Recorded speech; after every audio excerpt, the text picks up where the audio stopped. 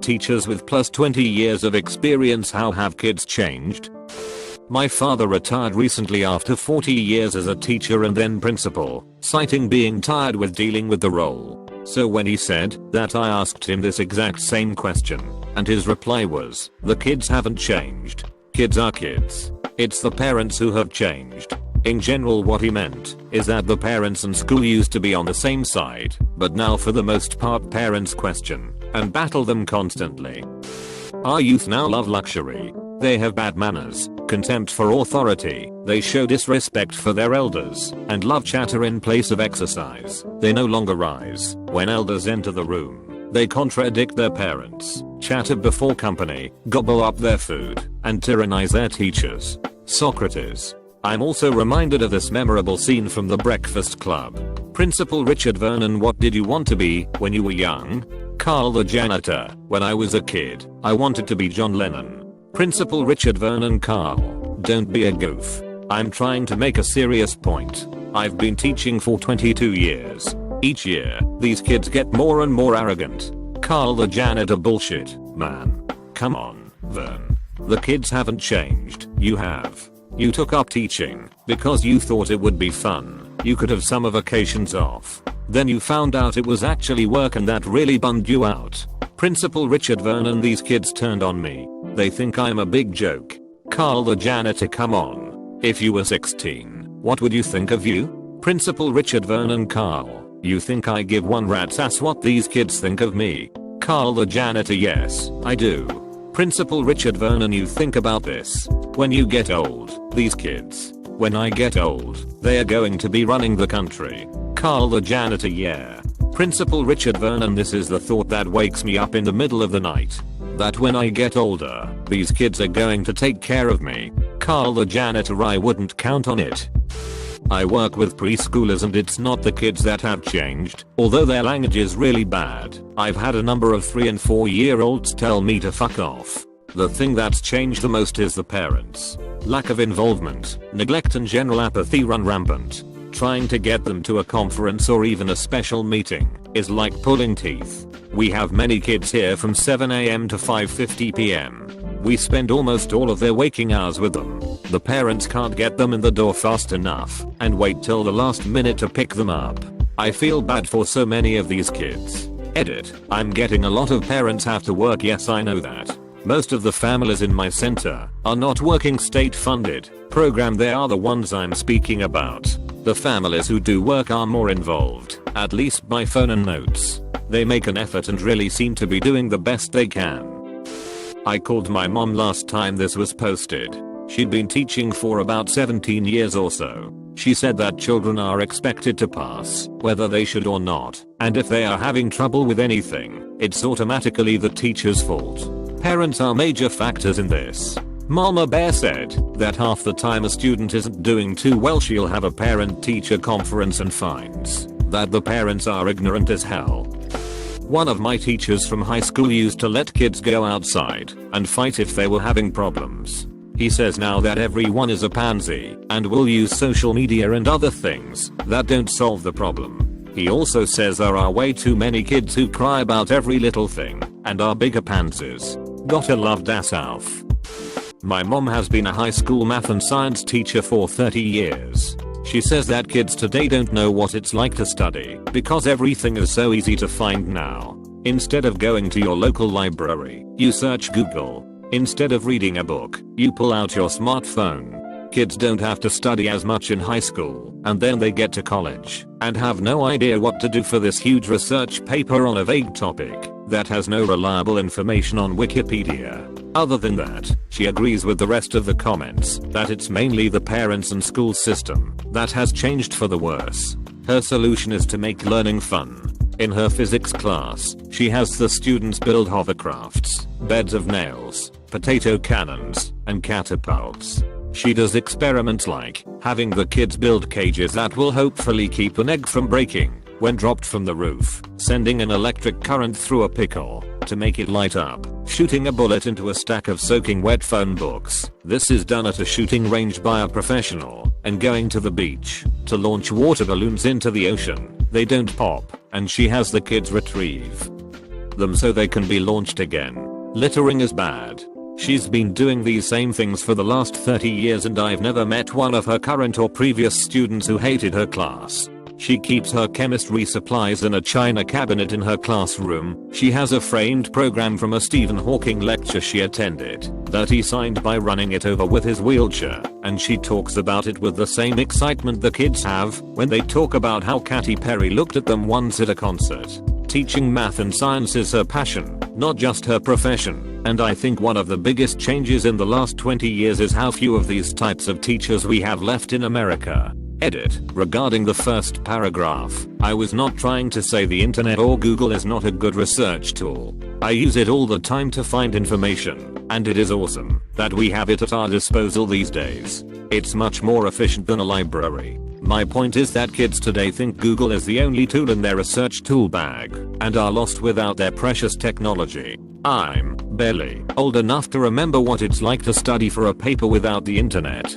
I remember how to use a card catalog to find books that might be acceptable sources. Today, most kids only know card catalogs as those weird dresses with the tiny drawers that people on Pinterest repurpose into art supply cabinets. I wasn't trying to downplay Google's benefits to the studying process. I was just saying Google isn't the only option and a lot of kids these days think it is. Well, I'm a teacher, just not one with 20 years, but that really doesn't seem to matter here on Reddit, and it all depends on where you live. I teach at a very small school in rural North Dakota. I have 23 students 9 to 12, so even though it is my first year I'm very familiar with the students and their parents. I'm not coming in here talking about the change in 20 years, just that you can't generalize it that way. The students from inner city to extremely rural would have changed differently. While a lot of blame for change gets placed on the government, it has more to do with the times we live in. Never in human history, I teach history, have children had such a significantly different childhood than their parents, and even more so than the next older generations, than the present. That kind of divide has made it so the older folks, i.e., people with 20 years under their belts, look at younger generations with a sigh of hopelessness. They see children growing up different, and it's only natural that they feel that they are being raised/taught wrong, because the kids are brought up differently than the observer. I believe that the bigger question is not how children have changed, but how we can change to keep pace with the changing world. What is the point of me handing out a worksheet that is filled with arbitrary facts and dates that a student can simply Google the answers for? I truly enjoy finding ways to make the students think, rather than find the answer in a textbook. I have met many teachers already, and will meet more before my time is up. That being said, if someone said that the students nowadays are not the same caliber for blah blah blah, but they haven't changed their methods over the course of 20 years, I will pretty much disregard what they say. I don't believe that I'm being obnoxious in that regard, just that more than anything teachers need to be flexible to not only do the job, but also ensure that the students are equipped to make good choices. Edit edition. I'm reading more and more comments, and I notice that people mention the parenting side. From my little school I can probably give a good look at the other side of the coin. A school where the parents care. I don't mean care as in hover in and blame the teacher, but more that the parents here are very supportive and play an active role in the student's education. During PTCS I had the pleasure of meeting every child's parents save for one. They had to harvest for my students 7 to 12. Some wonder if that has a huge impact, and I can't say for sure. What I can say is that the students here all attend when they can, and all put the effort forward. They were used to very subpar instruction in history, and it wasn't a big jump for them to go from almost no instruction to writing me a 4-page research paper on various aspects of Roman civilization. That is with citations, and with original ideas. I was impressed, and I let them know often. I have seen, in other schools, what happens when the parents don't care, and it takes a special student to keep going on the straight and narrow. My brother and I are 17 years apart. When I went to school, if you were gay, your life was absolute hell. This was the late 90s. We had one guy that never came out, but it was pretty obvious to everyone. I never participated in the bullying, but I never stood up for the guy either. I was 5 feet 9 inches 115 pounds. Pretty small myself. I recently went back home to visit my family and my brother had some friends over to study. 2 of his friends were gay. My brother is CPT of the wrestling, lacrosse, and QB of the football team. Super popular kid. I asked him privately if anyone gave him grief for having gay friends. His response was, "Why would they?" His total look bewilderment made me really proud of him and his generation. Their music sucks, but their heart is in the right place. BTW, this was in Central Ohio. I posted this same comment in a similar. My mom's 2 years away from retiring, and I've sat in on her classes my entire life. She teaches high school and I can 100% back her up when she says the kids get worse and worse every year. I think it has a lot to do with the fact that she teaches in a fairly poor area, so their kids don't have the same opportunities. For whatever reason though, they are so disrespectful and lazy. She's a strict hardess and knows how to lay down the law, so I don't think she's just a pushover and kids take advantage of her. And yeah, parents have also gotten worse. A dad accused her selling grapes for cheese, and he won when she got a formal write-up for it, but I think it affects her differently than the other stories I've read. Overwhelmingly, the parents of her students don't value education, so they don't put any effort in at home to make sure their child is doing well, which then leads them to skip class all the time and never do homework. Not a teacher, but figured my old chemical teacher's experience might be a good contribution. He taught for 42 years, 40 of them at my high school, and only retired last year. His number one complaint was that standards had gone down. That is, it was easier to get an A, and it was easier to be part of an app or higher level class. As a result, he found that students were less prepared for difficult classes both in high school and college. However, he never blamed the students for it. He always pointed to government programs as the cause of it, rather than improve the quality of education, so more kids would pass. He argued that the government was instead just lowering standards. Since I'm here anyway, I'd like to give my opinion as someone who has been alive for 18 of the last 20 years. I definitely saw a massive change in kids. From preschool to my senior year, many more kids felt entitled to grades. This was true both of higher level and lower level classes. I've seen 17-year-olds have a fit in an app class because they were getting a B for the quarter rather than an A. I've also heard 1,000,001 complaints from people that their math teachers were giving them shitty grades. English I can understand because it is far more of an opinion, and many English teachers abuse that loophole, but a math teacher? Math is nice in that there are no in-between answers. It's either right or wrong. Just my $02. Like most Redditors, I'm not a teacher. Most of my friends are teachers though, including myself, and whenever I go out I'll listen to a lot of conversation about teaching and students. We live in Canada, so we don't have No Child Left Behind or standardized testing, and the school funding model isn't too badly broken. While none of my friends have been teaching for more than 7 years, I can certainly say that what's missing here is that teaching itself has changed quite a bit in the last 20 years. There is more emphasis on student-driven or inquiry-based learning, in which the students basically learn by exploring with guidance as opposed to memorizing facts.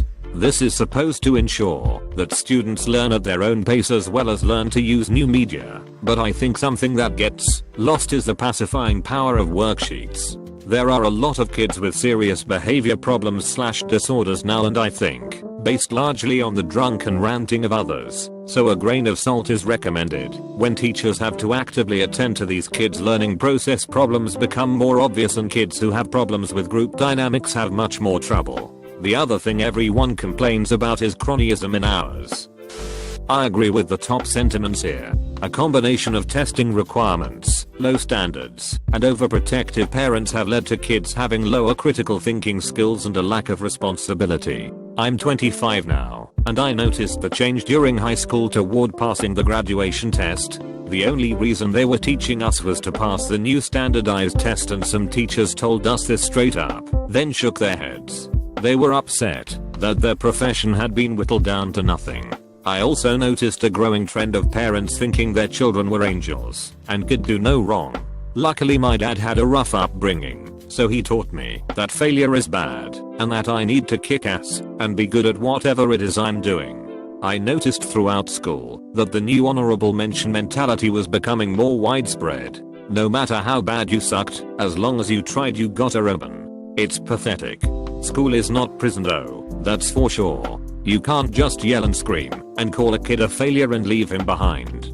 There needs to be a balance between nurturing a struggling student and punishing a lack of effort. Another thing that needs to be taught is that you gotta be tough if you want to survive as an adult, because if you don't suck it up and learn to accept criticism, you're gonna have a bad time.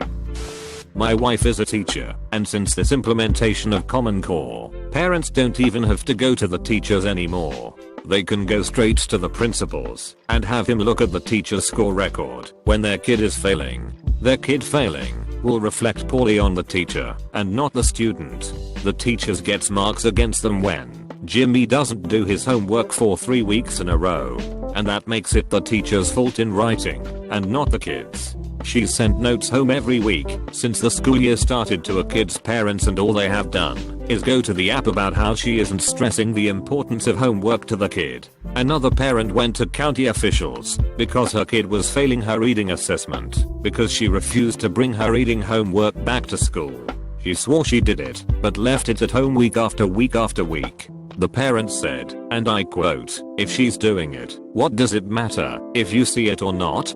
But the kid is failing, and that reflects poorly on my wife." TL. Doctor, the school system in America is turning into a joke.